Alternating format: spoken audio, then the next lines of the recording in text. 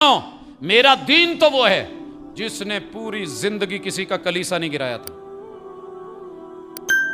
आपने वर्ल्ड में देखा मेरी मसाजिद कितनी गिरी है, और ये जो तुम गिराने वाले बीच में लाते हो ना, बीच में अपने अफराद होते हैं, कभी चेक किया करो।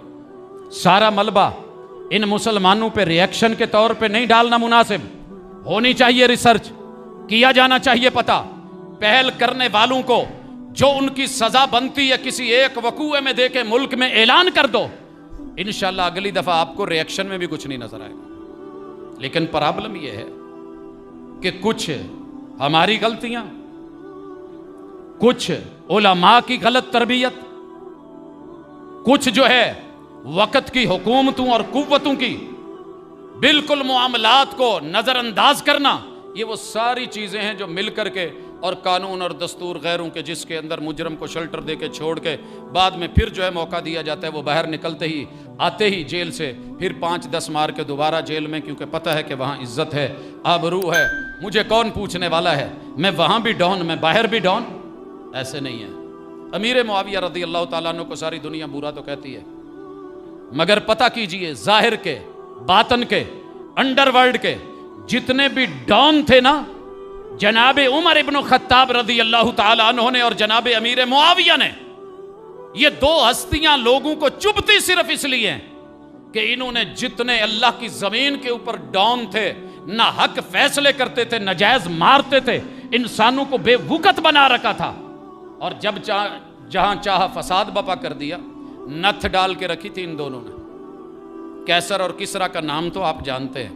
नथ डालने वाले, लगाम देने वाले जनाब उमर इब्नुल खत्ताब, और जितने भी मुसलमानों के अंदर मुनाफिक, सबाई, राफजी, खारजी, सिहाबा के कातिल, अमीरुल मोमिनीन जनाबे उमर, जनाबे उस्मान और जनाबे अली अल मुर्तजा और अहले बैत रसूल जो है, इनके दुश्मन, उन्होंने इनको मदीने में रख के शेल्टर दे के 57 बरस तलक हिफाजतें करके, इनके घरों के अंदर चहल पहल करके, इनको माल दौलत से नवाज के, इनकी खिदमतें करके, नाजो नाम दे करके, इनको सोनू के अंदर तोल के जिन्होंने संभाला था, उनको क्रॉस करना थोड़ा मुश्किल था। जब वो इस दुनिया से गए, फिर निकली अंडरवर्ल्ड बाहर, और तब से लेकर के मुसलमानों ने सुकून नहीं देखा, चैन नहीं देखा।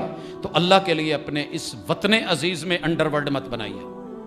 अपने कानून, अपनी अदालतें, अपने कटहरे, अपने कायदे, अपने जाब्ते ये नाफिज मत करें। अगर रब ने हुकूमत से नवाजा है तो हुकूमत भी अपनी जिम्मेदारियां निभाए, अदलिया भी निभाए, मुकन्नना भी निभाए। और जब कोई कानून बनने लगता है वतन में अमन आमा के लिए, हर मुहर्रम में हम देखते हैं जनाब अमन होना चाहिए, चैन होना चाहिए, और उनको भी रगड़ा जाता है जिन्होंने पूरी जिंदगी शायद फसाद के नाम पे किसी जानवर को भी नहीं मारा। लिस्टों में नाम उनके भी डाले जाते हैं। वेलकम करें आप, लेकिन देखें तो सही असली फसाद बपा करने वाला कौन है। उनको लगाम दे, कानून बनाएं, रखें सारे मामले इबादत गाहों के अंदर। कौन कहता है आपको सड़कों चौकों चौराहों पे ला करके यूं बदअमनी का, यूं हल्ले गुल्ले का, यूं जो है वो सारे लोगों का रहन सहन जो है वो तहस नहस किया जाए। ये जब तक हुकूमत कानून नाफिज कर सकती है, ये नहीं कि नहीं कर सकती। हमने 9 मई में देखा है, हमने मोटरवे पे देखा है, कानून नाफिज होता है, लोग बेल्ट लगाते हैं, बेल्ट उतरते हैं मोटरवे से तो बेल्ट उतर जाती है, क्योंकि जीटी रोड पे कानून नजर नहीं आता। हालांकि जरूरत ज्यादा बेल्ट की वहां होती है, हिफाजती बंद बांधने की जरूरत वहां पे होती है। तो अल्लाह के लिए मिलें, अवाम भी सर जोड़े। हुकूमत वक्त अपने मकासद के लिए बड़े बड़े खिताब करती है टीवी पे आके, तो इस हवाले से भी कुछ करें।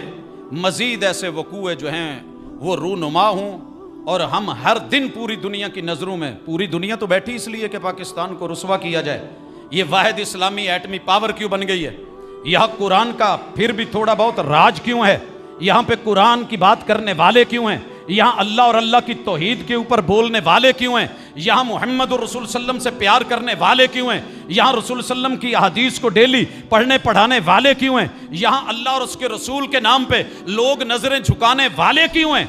यही तो वो मिटाना चाहते हैं, और उसका सबूत हम सारे मिल करके दे रहे हैं। तो अपना किरदार, हुकूमत अपना किरदार निभाए, अवाम अपना किरदार निभाए, जजेस अपना किरदार निभाएं, मुकन्नना अपना किरदार निभाए। ये नहीं है कि एक कानून जो है वो पार्लियामेंट में लगे, फिर जो है वो सेनेट में जाए और सदर के साइन पे आकर के सिर्फ इसलिए फंस जाए और हम जो है चंद रुपयों की खातर, चंद सियासी जो है वो लोगों की खातर आकर के ये समझे कि ठीक है